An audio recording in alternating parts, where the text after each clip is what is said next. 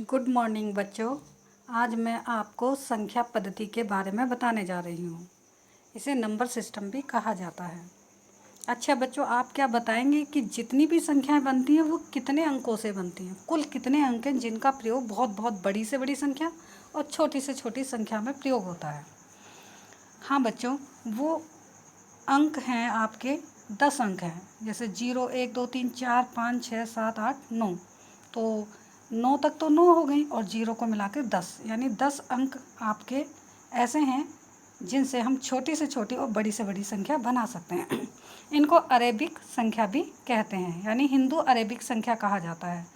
Hindu Arabic संख्या को भारतीय गणना प्रणाली भी कहा जाता है। हम 3 विधियों के द्वारा संख्याओं को पढ़ते हैं और लिखते हैं। पहली विधि है भारतीय गणना प्रणाली, जिसे हम हिंदू अरेबिक संख्या भी कहते हैं, और दूसरी है अंतर्राष्ट्रीय गणना प्रणाली।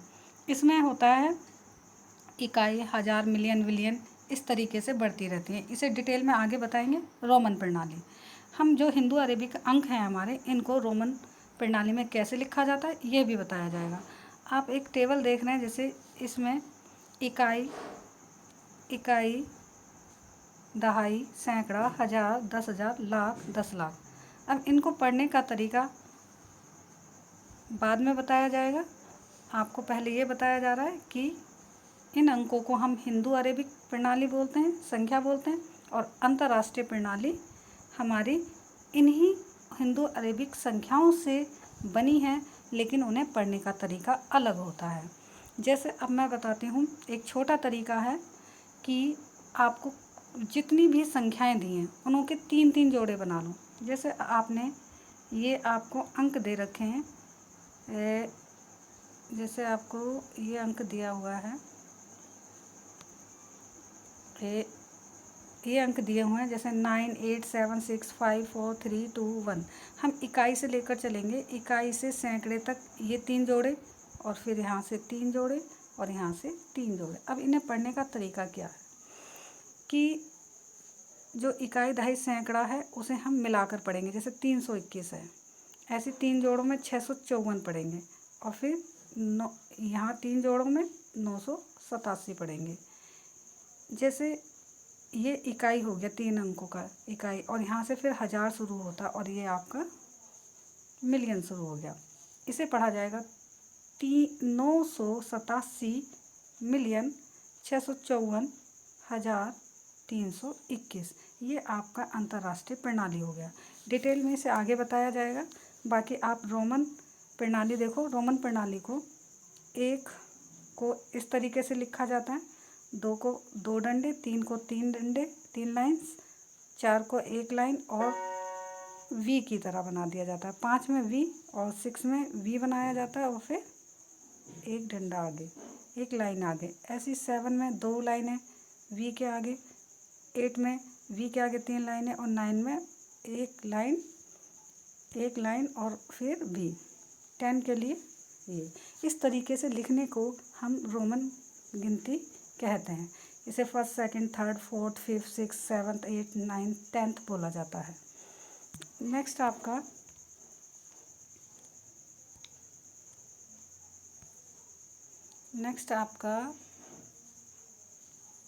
आपका ये बताया जाएगा कि प्राकृतिक संख्या होती क्या है। बच्चों, प्राकृतिक संख्याएं, इनको हम प्राकृतिक संख्याओं को धन पूर्णांक या प्राकृतिक संख्याएं भी कहते हैं। इसमें सबसे मोस्ट इम्पोर्टेंट बात यह है कि जो 0 है ये धन पूर्णांक या प्राकृतिक संख्या नहीं होती है। शून्य जो है धन पूर्णांक या प्राकृतिक संख्या नहीं होती है। अब प्राकृतिक संख्या कहाँ से स्टार्ट होती हैं? 1 से, 1, 2, 3, और next dash dash dash infinitive. Infinitive को इस तरीके से लिखा जाता है, लेटा हुआ 8। इसको हम बोलते हैं अनगिनत, यानी 1 से स्टार्ट होती हैं और अनगिनत तक वो अंक चलते रहते हैं, संख्याएं चलती रहती हैं। पूर्ण संख्याएं शून्य सहित सभी प्राकृतिक संख्याओं को पूर्ण संख्या कहते हैं। आपने देखा ऊपर प्राकृतिक संख्या 1 से स्टार्ट होती है, लेकिन पूर्ण संख्या वो होती है कि जिसमें 0 भी शामिल होता है। यानी प्राकृतिक संख्या में से पहले अगर 0 लगा दिया जाए तो वो आपकी पूर्ण संख्या बन जाती है। 0 से स्टार्ट होती है और अनगिनत तक चलती हैं। 0, 1, 2, 3, 4, 5 और इन्फिनेटिव यानी अनगिनत। भाज्य संख्या क्या होती है बच्चों? ये एक से बड़ी वे प्राकृतिक संख्या हैं जो स्वयं तथा एक के अतिरिक्त कम से कम एक और संख्या से विभाजित हो सकती हैं और ये भाज्य संख्या कहलाती हैं। जैसे 4 है, 4 है, 6 है, 9 है, 15 है।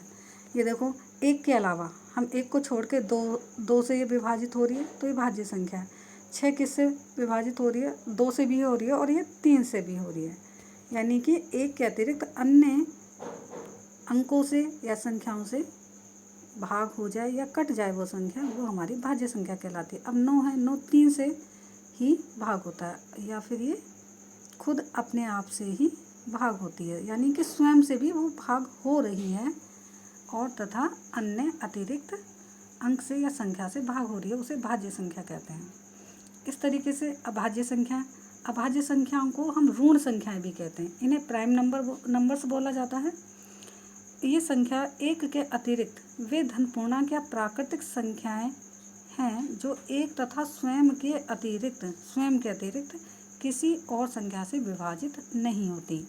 ये अभाज्य संख्या हमारी वो होती हैं जो केवल खुद से भाग होंगी या एक से होंगी, बाकी ये किसी भी अंक से या संख्या से भाग नहीं होंगे। जैसे 2 हैं और सबसे इसमें इम्पोर्टेंट बात है कि 2 हमारी सबसे छोटी अभाज्य संख्या है। मोस्ट इम्पोर्टेंट क्वेश्चन ये है कि 2 इसमें हमारी सबसे छोटी अभाज्य संख्या है। नेक्स्ट हमारा है सम संख्याएं। सम संख्याएं वे संख्याएं हैं जो 2 से पूर्णतः मीन्स पूरी, विभक्त मीन्स भाग हो जाए। जैसे 2 है, 2 4 6 8, यानी कि ये 2 से कट रही हैं, 2 के टेबल में आती हैं। 2 से हम इन्हें भाग कर सकते हैं जिसका शेष 0 आता है, शेषफल। तो 2 4 6 8 10 जो संख्याएं 2 से भाग हो जाएं वो सम संख्या। और विषम संख्या वे संख्याएं जो 2 से भाग ना हो, 2 से पूर्णतः विभक्त ना हो, विषम संख्याएं कहलाती हैं। जैसे आपका 1 है, 3 है, 5 है, 7 है, 9 है, 11 है, 13 है। अब देखो 9 इसमें आप 3 से तो भाग हो रही है लेकिन 2 से नहीं हो रही। इसमें विशेष नियम यही है कि 2 से भाग नहीं होने वाली ही संख्या विषम संख्या कहलाती। गुड बाय बच्चों, इतना ही काफ़ी है। आगे फिर से इसे डिटेल में बताया जाएगा।